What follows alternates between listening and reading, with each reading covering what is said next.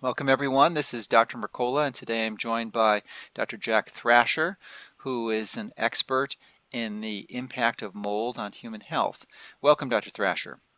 Well, thank you, and good morning to you and everyone who's listening.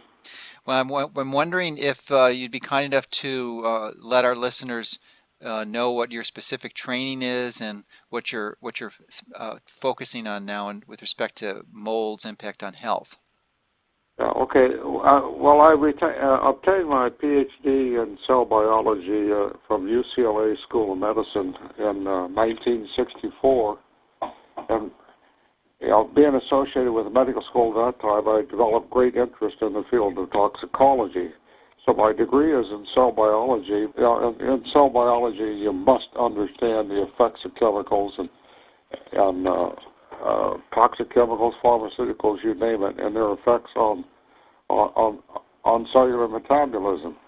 So I've had a long history of interest in toxicology, and my early interest began with heavy metals, particularly mercury, and then over the years I've graduated into pesticides, organophosphates, chlorinated pesticides, solvents. And for example, right now I'm doing a very large case in Watsonville, California, where on lead and arsenate that was used as a pesticide back in 1908 to 1928 in that area. There was a plant there who manufactured lead arsenate pesticides and wound up just leaving it behind like a priority site. And so the citizens that live around that area are quite ill. Well, with that experience, you'd be really knowledgeable and helping us understand from your perspective how mold relates into the other toxins that you described, such as the heavy metals and the pesticides. From your experience, how would you rate those? Would you say mold is one of the more toxic exposures that people potentially can have? I would think from the point of view of toxicity, mold is probably far greater than anything I've ever looked at before, particularly in the indoor environment. Some of these mycotoxins that molds produce are far more toxic than any of the heavy metals I've looked at, in concentration-wise. They also tend to affect more biological systems in the body than a pesticide would or a heavy metal would. For example, Stachybotrys produces mycotoxins referred to as trichothecenes, and they inhibit protein synthesis, and it affects every organ of the body, from your toes to the top of your head. So I really think that the molds are much more dangerous from that point of view. Is that well, for example, they extract chemotherapeutic agents out of mold and bacteria to fight cancer. What else can I say?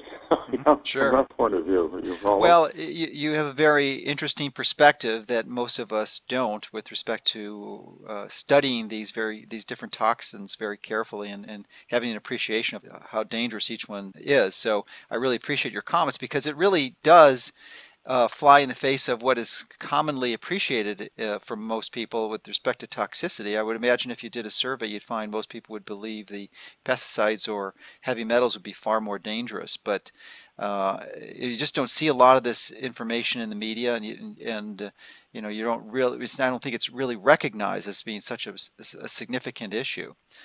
Yeah, So well, let's look at the situation. Let's say that we have a single pesticide that's being sprayed. Yes, it's toxic, no question about it. But you're dealing with a single chemical there. For example, they used to use one called chlorpyrifos or Dursban, which the EPA finally took off the market for domestic use in 2002. Now let's look at the environment where there is a mold. We have several different types of molds that are in the indoor environment and the outdoor environment, and each one of them produce their own chemicals. So now you have a soup in the indoor environment, or you have the soup in the outdoor environment. So you're battling multiple chemicals rather than just one. If you understand what I'm saying, that's sure. What makes the indoor environment far more toxic in my professional opinion, than being hit with a single pesticide. Sure. Well, I guess to counter that, the molds have been around since as long as humans. They've probably preceded humans, I would imagine. And one might imagine that we'd have some type of defenses against them, whereas these heavy metals, thanks to industrialization and then certainly the chemicals, the pesticides and such, are more of a recent innovation, and our physiology really hasn't had a chance to adapt to those toxic threats. So I'm wondering from your perspective if you think, since we've been exposed to these mold toxins, that we have developed an ability to tolerate them better. I don't think so. The mold and bacteria also, I think we have to include bacteria with these organisms that are in the indoor environment. They tend to mutate very rapidly. Let's take a look at Cryptococcus, for example. The neoform Cryptococcus used to be endemic to the deserts of southwest United States. Now, there's a new species that was accidentally released up in Vancouver, Canada, and it's spreading from the northwest throughout the country. And it's a mutation form. It's a muted form, and it's highly, highly pathogenic to humans. Up 25 to 30% of the humans who become infected with it die. Okay. So, no, these things mutate, and when they mutate, they avoid our immune system. The other thing they can do is they can produce chemicals that suppress the immune system at the same time. And so, therefore, I don't think we'll ever become sensitive, resistant to these organisms. So what are some of the common complications of a mold exposure or exposure to the mold toxins, which would probably be more accurate, that you've seen and that our listeners should be alerted to? Well, I'm working with a family of 3 right here in Sacramento. The indoor environment, heavily water intrusion. Let me first describe what we found in the indoor environment, and I'll describe their health problems. This is a woman of 41, her husband's 42, and their daughter is 15. And actually, she's not her husband, fiance. We found Stachybotrys, several species of Penicillium and Aspergillus. We found gram-negative bacteria and endotoxins, and we've also identified the mycotoxins. Now, she became ill and called me. And right now, she has serious neurological deficits.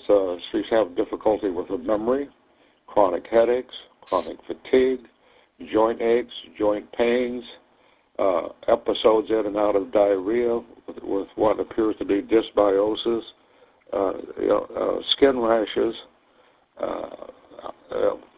fever that spikes up and down.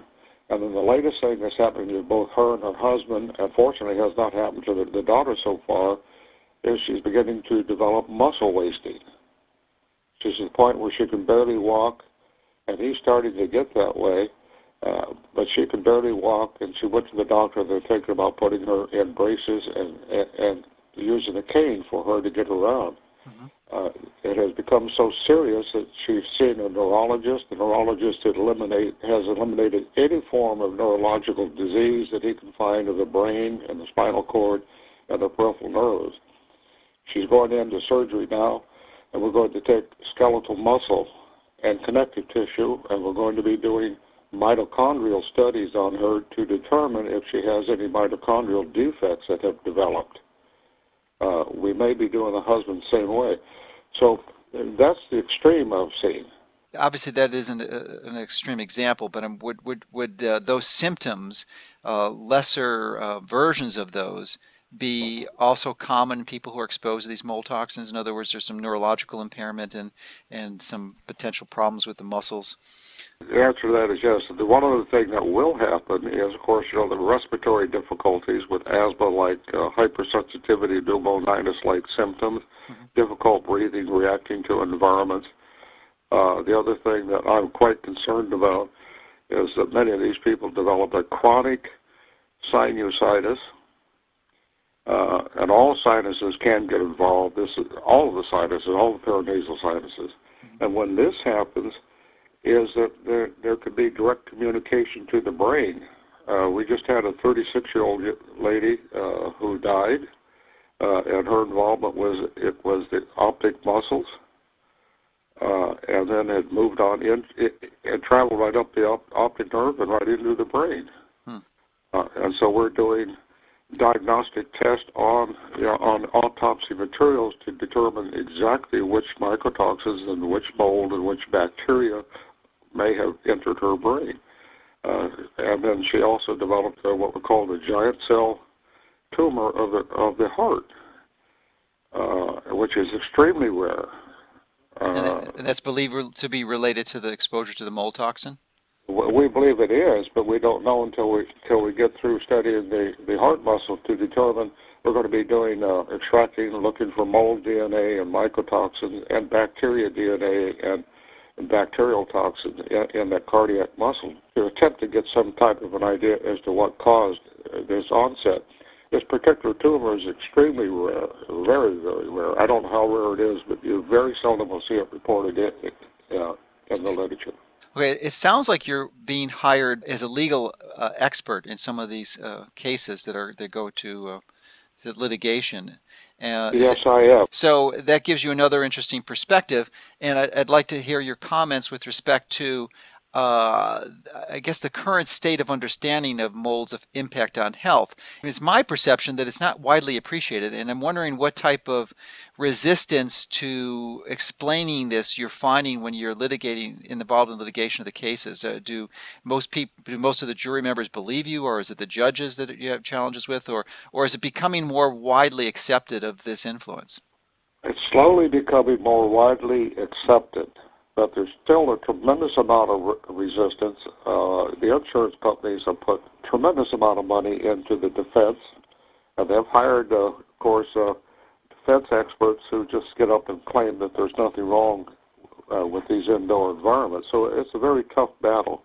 But what I'm finding that if the case is worked up well enough and with enough data, enough information, they settle out of court and they don't go to trial anymore. Interesting. And you're seeing an increase in those settlements and an acknowledgement by the insurance industry that this, in fact, is a reality, and they're less willing to take it to trial? Yeah, it's my opinion they don't want the world to know what actually is going on, and they're trying to hide this information. Even the federal government agencies like the CDC and the EPA, and they're backing off and not admitting that there is a major pandemic, I guess is basically the way we'd have to call it. It's not an epidemic, but a pandemic, because some 30 to 40% of the schools in this country are affected by water intrusion with microbial growth. That's a horrible statistic, okay? That is interesting. It's certainly new information to me. And why don't we expand on the details of the pandemic, at least as well as you understand it, with respect to how far it's penetrated into the average home, at least in the United States. I mean, it sounds like nearly a third of the schools have it. How about the typical home? Well, there have been estimates between 20 to 25% of the homes, but I have a feeling it's greater than that. One thing that's going on is in the construction of the homes. And one thing that I have seen and observed by working with individuals in the field who understand construction is extremely poor in the homes we have today. Mm-hmm. Plus, they're using building materials that are tremendous good food material for the microbes. The building material that they went to, when I was a child growing up in Long Beach, California, all the homes there were built with genuine lath and plaster on the inside. Mm-hmm. Today you walk in and knock on any wall and you have what we call a wall board. Mm-hmm. And a wall board loves and is a good growth medium for all forms of mold. If you look at everyone that I can think of, almost everyone has now carpet. The backside of carpet is just a great growth medium for mold and bacteria. So it's in the construction today. The actual percentage of homes, I don't know. The other type of home that I'm saying that is a tremendous potential problem to the homeowner are homes that are built with a basement.